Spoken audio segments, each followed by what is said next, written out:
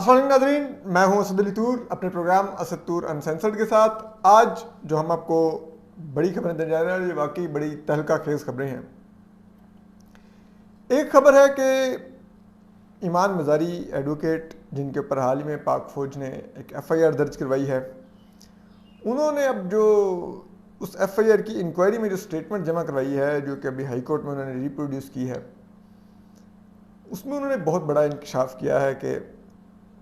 Army chief general Qamar Javed Bajwa اور ان کی والدہ یعنی کہ ایمان مزاری کی والدہ ڈاکٹر شیریں مزاری کے درمیان دو مواقع پر شدید تلخی ہوئی ہے، اور اس کی وجہ سے ان کی والدہ نے ان کو کیا کچھ بتایا، وہ کیا سارا معاملہ ہے، ہم یہ سارا آپ کو بتائیں گے۔ اس کے علاوہ آپ کو پتہ ہے کل سے چل رہا تھا کہ سوشل میڈیا پہ کہ 140 افسران کی پینشن اور مراعات روک لی گئی ہیں۔ پاک فوج کے جو افسران ہیں، ریٹائرڈ افسران ہیں، اس کے بارے میں ابھی تک کچھ تصدیق یا تردید نہیں ہو رہی تھی، لیکن اب ہم آپ کو بتا سکتے ہیں کہ اسد طور انسینسرڈ کے پاس ایکسکلوزیولی دو فوجی افسران کے لیٹرز آئے ہیں جن کے پینشن اور مراعات روکی گئی ہیں۔ یہ کیا ڈیٹیلز ہیں یہ بھی ہم آپ کو بتائیں گے۔ یہ افسران ہیں کون، ان کا فوج کے بعد اب کس ادارے سے تعلق تھا اور یہ کیا کر رہے تھے، یہ بڑی دلچسپ ہے۔ یہ فوج کے ہی ایک ادارے سے ان کا ابھی بھی تعلق تھا اور اس میں یہ اہم پوزیشنز پر تھے، یہ ہم آپ کو تمام ڈیٹیلز بتائیں گے۔ تو چلیے سب سے پہلے ہم اسی ایشو سے سٹارٹ لیتے ہیں، جو پاک فوج کا افسران۔ اگر آپ کو یاد ہو تو ہم نے مارچ کے اینڈ میں یا اپریل کے شروع میں ہم نے کہیں ایک ویلاگ میں خبر دی تھی کہ ہمیں اطلاعات مل رہی ہیں کہ پاک فوج کے جو ریٹائرڈ افسران ہیں، جو بہت زیادہ پی ٹی آئی کے اس میں بڑھ چڑھ کر حصہ لے رہے ہیں اور اپنی ہی فوج کی قیادت کو اور فوج کے ادارے کو نشانہ بنا رہے ہیں، اور وہ جو عمران خان صاحب کا امریکی سازش کا بیانیہ ہے اس کو لے کے بھاگ رہے ہیں، ان میں سے بعض کو یہ پینشن کچھ دیر کے لیے روک کے ان کو میسج کنوے کیا گیا کہ آپ کی پینشن رک سکتی ہے اگر آپ لوگ جس ادارے کا کھا رہے ہیں اسی کے خلاف بولیں گے تو۔ خیر وہ ہم نے خبر دی تھی تب ذرائع سے، اور اب یہ ہے کہ اب یہ لیٹر آئے ہیں، اور یہ انٹرسٹنگلی لیٹر تو ابھی منظر عام پر آئے ہیں، یعنی کہ آج 1 جون کو، لیکن ان لیٹرز کے اوپر ڈیٹ اپریل 2022 لکھا ہوا ہے، یعنی کہ اپریل میں یہ تنخواہیں اور مراعات روکی گئی ہیں۔ یہ کتنی مراعات روکی گئی یہ بھی ہم آپ کو تفصیلات بتاتے ہیں۔ تو یہ جو دو افسران کے جن کے آئے ہیں، ایک میجر ہیں اور ایک لیفٹیننٹ کرنل ریٹائرڈ ہیں۔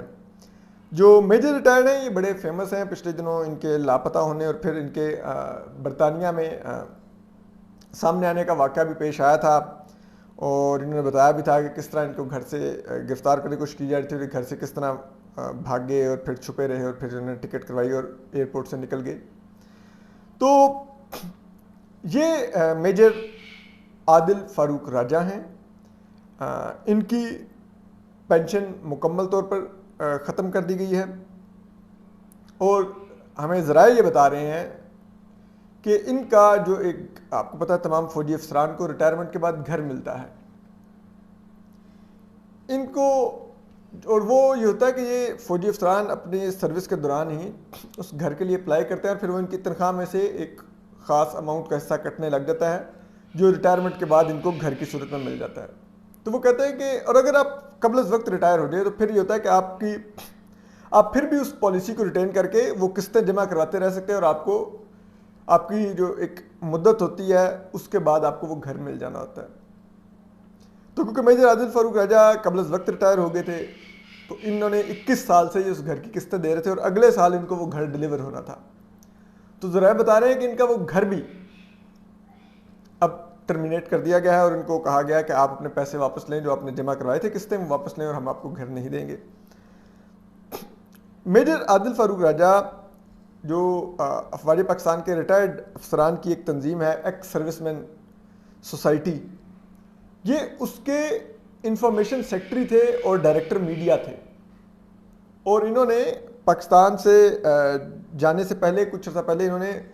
اس تنظیم سے بھی استعفیٰ دے دیا تھا، مبینہ طور پر اسی طرح پر اپنے آپ پر موجود دباؤ کی وجہ سے۔ یہ پی ٹی آئی اور عمران خان کے بہت جیالے ہیں، اور اب ان کی پینشن اور مراعات روک لی گئی ہیں۔ دوسرے جو آفیسر ہیں ان کا نام ہے ریٹائرڈ لیفٹیننٹ کرنل نسیم اللہ خان. کرنل نسیم اللہ خان جو ہیں ان کے بارے میں آپ کو بتا دیں یہ بھی ایکس سروس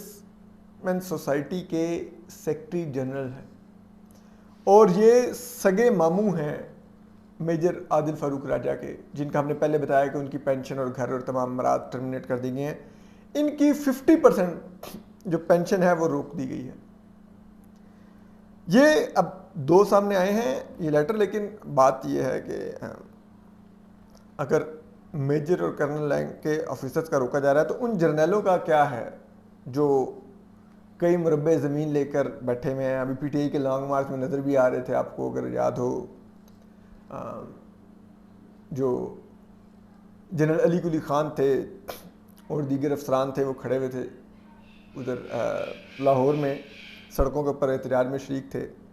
اور یہ آپ کو پتہ ہے لانگ مارچ جو تھا ایک بڑا پرتشدد تھا. اب تو عمران خان صاحب نے خود بھی مان لیا کہ ان کے لوگ اسلحہ بردار تھے اسلام آباد پر جب وہ حملہ آور ہوئے, اور آپ کو پتہ ہے اس میں پولیس اہلکار شہید بھی ہوئے, زخمی بھی ہوئے. تو یہ سب کچھ اگر آپ دیکھیں اس میں جو فوجی افسران جو شریک تھے,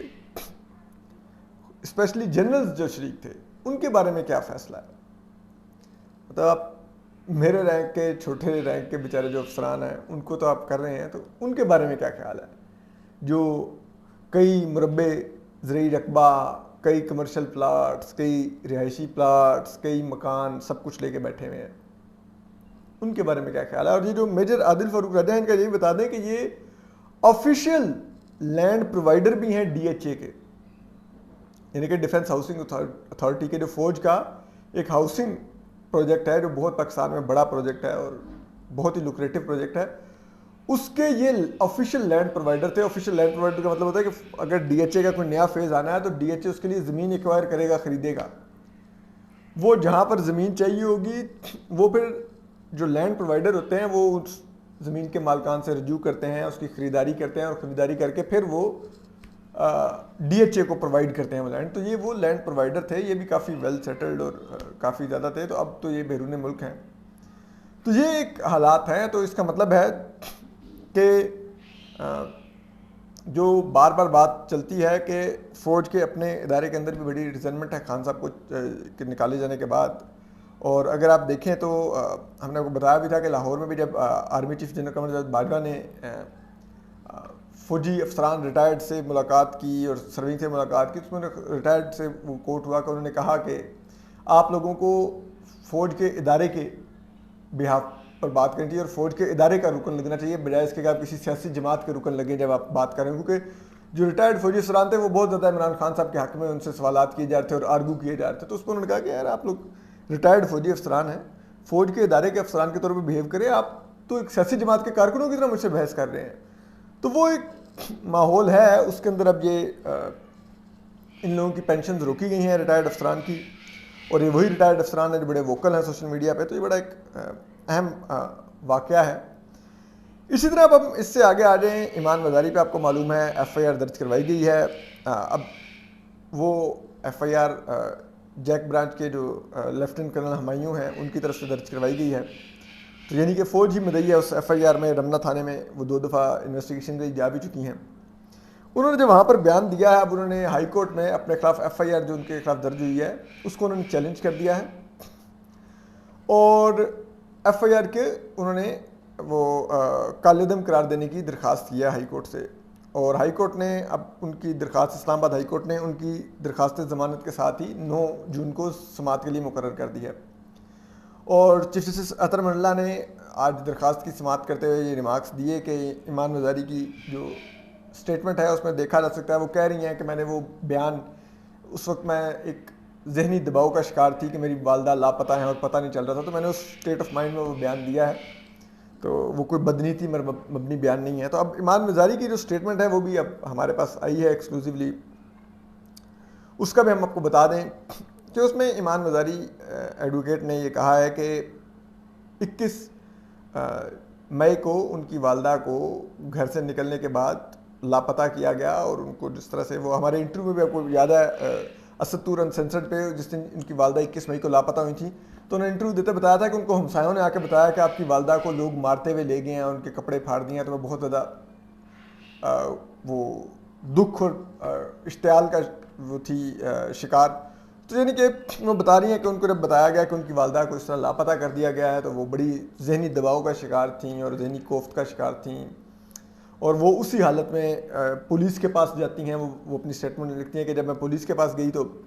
پولیس بتا رہی نہیں تھی کہ میری والدہ کہاں، اور ہمیں کہہ رہی تھی کہ ہمارے پاس نہیں ہے آپ کی والدہ اور ہمیں نہیں پتا کون لے گیا. تو کہتی ہیں اس میں پھر وہ ذکر کرتی ہیں کہ میں ظاہری بات ہے ذہنی دباؤ کا شکار تھی، اور میرے ذہن میں آ رہا تھا کہ پھر میری والدہ کو کس نے اٹھایا. یعنی کہ یاد ہے وہ بتا بھی چکی ہیں ہمیں انٹرویو میں کہ جو سول گورنمنٹ ہے، یعنی کہ وزیر اعلیٰ پنجاب حمزہ شہباز صاحب وہ کہہ رہے تھے کہ ہم نے گرفتار نہیں کروایا، اور وہ ان کی رہائی اور انکوائری کا آرڈر کر چکے تھے. تو پھر وہ کہتے ہیں کہ میرے دل میں آتا پھر میری والدہ کو کس نے گرفتار کروایا. تو وہاں پر وہ کہتی ہیں کہ میری والدہ کو جو گرفتار کروایا گیا، میری والدہ نے گرفتاری سے پہلے مجھے بتایا تھا کہ ان کی 2 مواقع پر army chief general Qamar Javed Bajwa کے ساتھ انتہائی تلخ جملوں کا تبادلہ ہو چکا ہے اور گفتگو ہو چکی ہے، بحث ہو چکی ہے، جس وجہ سے ان کا ایمان مزاری کا کہنا ہے کہ ان کی والدہ ڈاکٹر شیریں مزاری کا کہنا تھا کہ ہو سکتا ہے میرے ساتھ کوئی اس تلخی کی وجہ سے جو میری آرمی چیف سے ہوئی ہے، میرے ساتھ کوئی ایسا ویسا واقعہ پیش آ جائے. تو وہ کہتی ہیں کہ وہ بات میرے ذہن میں تھی. تو پھر میں نے کہا کہ میری ماں تو پہلے ہی خدشات کا اظہار کر رہی تھی کہ وہ جو ایک تلخی ہوئی ہے اس وجہ سے میرے ساتھ کوئی واقعہ پیش آ سکتا ہے. تو پھر یہ کہیں میری والدہ کو اس وجہ سے تو نہیں اس طرح سے لاپتہ کیا گیا، مبینہ طور پہ لاپتہ کیا گیا، گرفتار کیا گیا. تو وہ پھر یہ کہتی ہیں کہ ایک جو وکٹم پارٹی ہوتی ہے اس کا یہ ایک لیگل رائٹ ہے کہ وہ اپنے شک کا اظہار کرے اگر اس کو کسی پر شک ہے. تو وہ کہتے ہیں میں نے اس اسٹیٹ آف مائنڈ میں اپنے اس شک کا اظہار کیا یا وہ الزام لگایا کہ یہ میری والدہ کو army chief general Qamar Javed Bajwa نے شاید گرفتار کروایا ہے. اور وہ کہتی ہیں کہ اس دوران بھی میں نے جو الزام لگایا، جو ایف آئی آر میں میرے پر لکھا گیا ہے کہ میں نے فوج کے ادارے کے اندر بغاوت کی کوشش کی، میں نے انتشار پھیلانے کی کوشش کی. وہ کہتی ہیں میں نے تو صرف آرمی چیف کی بات کی،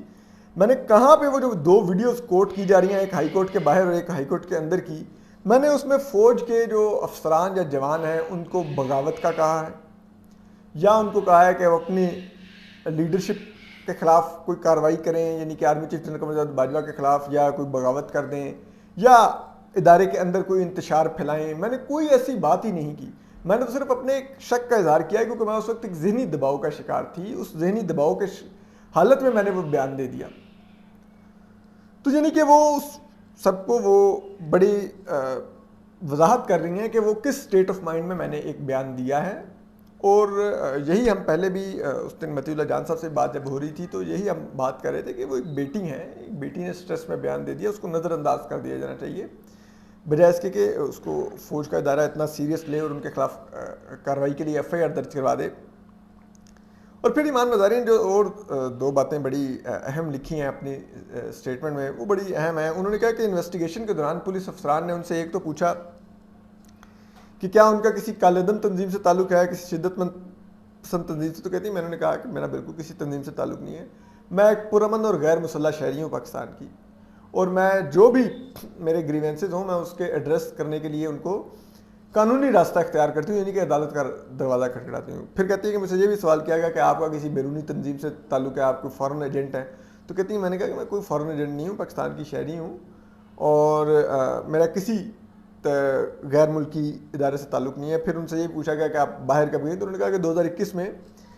میرے والد کو 4th اسٹیج کا کینسر ڈائگنوز ہوا ہے، اور اس کے بعد کی میں نے 2021 جنوری کے بعد جب سے میرے والد کو یہ کینسر کی 4th اسٹیج ڈائگنوز ہوئی ہے، میں نے بیرون ملک کوئی ٹریول ہی نہیں کیا. تو یہی بڑا ویسے بات ہے کہ ان کے والد کینسر میں ہیں اور وہ یہ سب کچھ فیس کر رہی ہیں. اللہ میاں صحت اور زندگی دیں ان کے والد کو. لیکن یہ ایک بڑا انسانی، آپ اس سے بھی دیکھتے ہیں کہ ایک والد ایک 4th اسٹیج کے کینسر پہ ہیں اور بیٹی مقدمات کا سامنا کر رہی ہیں. تو ٹھیک ہے، ریاست کو تھوڑا ایسے معاملات میں کہیں نہ کہیں خود بھی سوچنا چاہیے، درگزر کرنا چاہیے. اور اگر ان کے پاس ایک اب تو وہ ریزن بھی بیان کر رہی ہیں کہ ان کی والدہ نے کیا ان کو بتا رکھا تھا جس کی وجہ سے ان کے خدشات تھے اور وہ چاہتی تھیں کہ ان خدشات کی انکوائری ہو کہ ان کی والدہ کو کس نے اٹھایا. تو اس لیے انہوں نے الزام لگایا, اور ٹھیک ہے سب الزام لگتے ہیں, انکوائری ہوتی ہے, معاملہ کلیئر ہو جاتا ہے. اس معاملے میں دیکھیں انکوائری کروانی ہے نہیں کروانی ہے, لیکن کم از کم یہ ایف آئی آر واپس دیں, اور اس طرح سے نہیں ہونا چاہیے کہ ایمان مزاری صاحبہ کو اس طرح سے لیا جائے نشانے پر. اور وہ اس اپنے بیان میں لکھتی ہیں کہ ان کے خلاف جو ایف آئی آر ہے وہ بدنیتی پر مبنی ہے, اور ان کو نشانہ بنانے کے لیے جو کام وہ کر رہی ہیں یہ ایف آئی آر کٹوائی گئی ہے. تو ہم آپ کو اپڈیٹ کرتے رہیں گے. اپنا خیال رکھیے, سلامت رہیے, اللہ حافظ.